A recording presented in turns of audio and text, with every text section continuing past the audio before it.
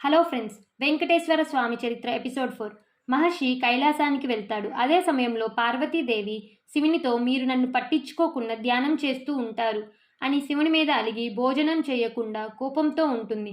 శివుడు వెంటనే భోజనం తీసుకొని వచ్చి ఇది నువ్వు తింటే ఇప్పుడు మనం ఇద్దరం కలిసి నాట్యం చేద్దాం అని అనగా వెంటనే కోపం పోయి సంతోషంగా తింటూ మీరు నాకు ఇచ్చిన మాట తప్పకూడదు అని అంటుంది.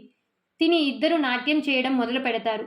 అప్పుడు భూరుగు మహర్షి వచ్చి నమస్కరించి మీతో ఏకాంతంగా మాట్లాడాలి అని అనగా పార్వతీదేవికి శివుడు మాట ఇచ్చాడు, ఇప్పుడు వెళ్తే బాధపడుతుంది అని నాట్యం చేస్తూ చేస్తూ చేతులతోనే కొంచెం సేపు ఆగు మహర్షి అని సైగలు చేస్తారు.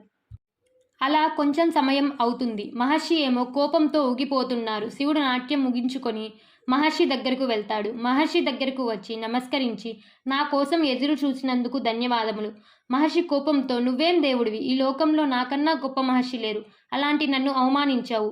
నువ్వు ఎప్పుడు చూసినా ధర్మాన్ని దాటి అడిగిన ప్రతి ఒక్క రాక్షసుడికి వరాలు ఇచ్చి మా ప్రాణాలతో ఆడుకుంటున్నావు.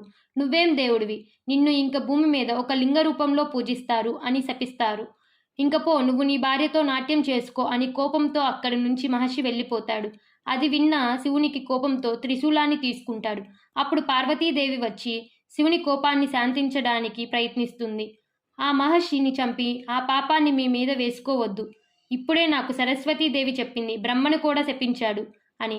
దీని వెనుక ఏదో కారణం ఉంది అని పార్వతీదేవి ఇప్పుడు మా అన్న విష్ణువు దగ్గరకు వెళ్తాడు కదా, ఆ విష్ణువే ఆ మహర్షి పని చూసుకుంటాడు అని చెప్పింది. మహర్షి వైకుంఠానికి వెళ్తాడు.